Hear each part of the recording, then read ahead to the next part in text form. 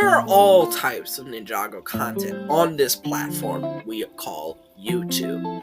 And today, I'm going to discuss the 5 types of Ninjago content that I actually think are really good. So today, we're going to be talking about 5 types of Ninjago content that I genuinely enjoy. First up, we have Ninjago general discussion videos. These videos range from a bunch of topics, ranging from just theories about a certain event coming up, or theories from past events of the series, or it could be something related to some of the books, or some non-canon media, in case if you want to talk about it. The reason I like this type of content so much is because it's so big, it's so vast. There's an almost endless amount of possibilities you can make with these types of content. I mean, I've made nearly 250 videos solely dedicated to this over the course of a few years, and that's a lot. That just proves the amount of content that there is to sap up from the Ninjago general discussion videos. And I'm not the only one that really likes this type of content. I mean, there are some other Ninjago YouTubers such as Daily Rolord who do really good analysis of certain topics, and it's just really fun to discuss these things because a lot of the times fans do sometimes discuss them, but we just need that one person that discusses it a bit more than the fans actually would, you know? So they're just really fun types of content that honestly any Ninjago YouTuber really should do if they really want to become a Ninjago YouTuber. They really need to start out with that type of content.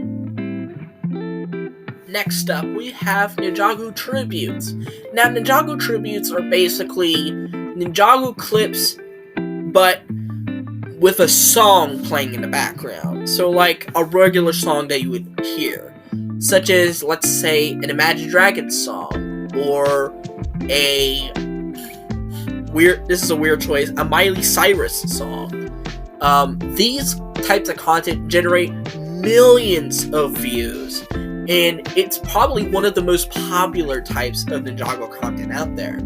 Because even if, let's say, you don't really enjoy the Ninjago content being edited, because especially if you are a very visually intensive person, you could just listen to the song on YouTube and just bang your head and your heart's out. And it's just fun, just seeing it, especially if it has an overall message to it, and if it's especially dedicated to a certain character, like let's say Jay or Garmadon, to be, for example. It's just fun to see how the person that creates this video came up with these types of visuals and these types of things popping up into their head, where this edit should be placed, or where it falls in line with the beat and anything. It's just, it's very satisfying to make those types of content, and it's even more satisfying if you actually want to watch them. Next up, we have Ninjago ranking videos. Now, these are not necessarily the same as Ninjago discussion videos I mentioned earlier, but these are essentially ranking of certain Ninjago stuff, like the seasons, the sets, the suits, the songs, a lot of S-related words. But it doesn't have to necessarily equate to saying, number 10 is blah blah blah blah blah blah blah. Some people are doing more into tier lists now, which they were really popular back in like 2019, 2020. I remember I did so many of them, it's not even funny. And they can be very fun, especially if you have certain opinions that may not appeal to what I call the majority of Ninjago fans.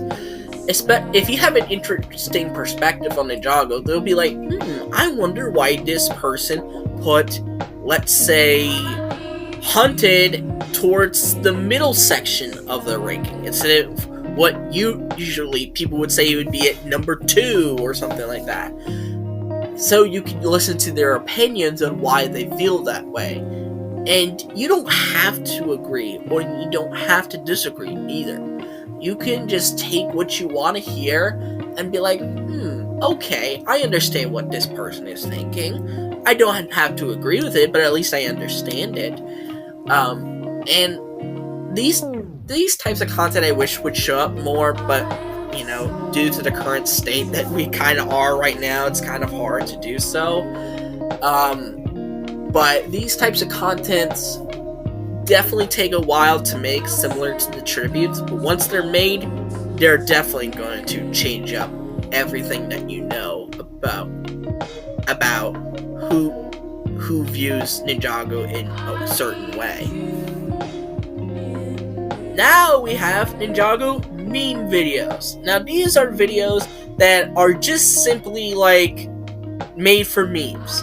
They're nothing to take serious. They're just made to get a good laugh out of you. Similarly to Vines, if you remember what Vine was back in the old days, or if you're even older, YTPs. I know YTPs are still a thing, but they were very popular in like the golden age of YouTube.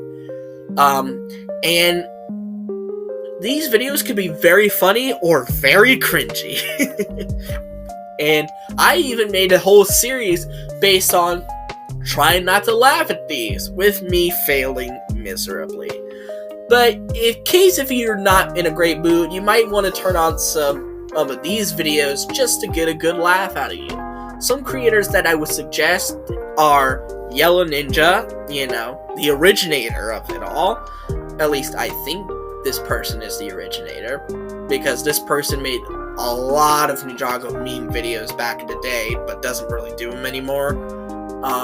Mego Lego Animation, who I think recently returned to the platform. I don't know if he is still making more, but I think he returned. There's the ever-famous Tanner Fishy's Ninjago XD series. I was going to say Shrimp Shorts, but unfortunately Shrimp Shorts essentially rebranded and unlisted all their old content, so unless you somehow saved it into a playlist, there's really no way to get it now, which is unfortunate. But there are plenty of other Ninjago meme videos out there. So, like I said before, if you just want to have a good laugh, just take your time and search up one of these Ninjago meme videos just for your own laughter. And finally, we're going to talk about a type of Ninjago content that I'm kind of basically foreign to, but I know is super popular online. And that is Ninjago stop motions. Now, Ninjago stop motions have been around since the early days of Ninjago, but they've been getting very popular, with getting thousands of views per video. Especially if you're subscribed to some of the bigger creators, such as D10 Studios or AL123 Productions.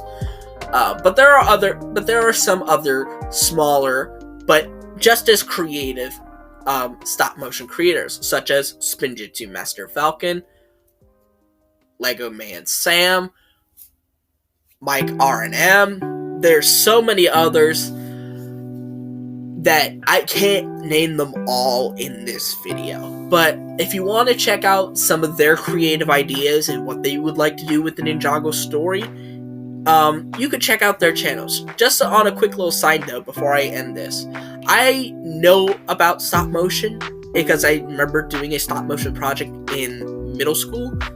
And I know stop motion is very long and very intensive, hard work. So I'm proud of these individuals for taking that amount of time out of their day, especially if they're moving it just a little bit each frame, because they require like thousands of frames just to make, let's say, a 6-minute video or a 5-minute video or something like that. And it requires that many frames just to pull that off, just to create the illusion of movement. And so, it just amazes me how they are able to do this. But there you have it. These are 5 types of Ninjago content that I genuinely like on YouTube. What are some types of Ninjago content that you like on Ninjago YouTube? Let me know in the comments down below. But anyways, I hope you guys like this video. Give it a thumbs up, subscribe to the channel by clicking on the red subscribe button, and click on the notification button to see every video that I will upload. And I'll see all you folks in the next video. Bye bye!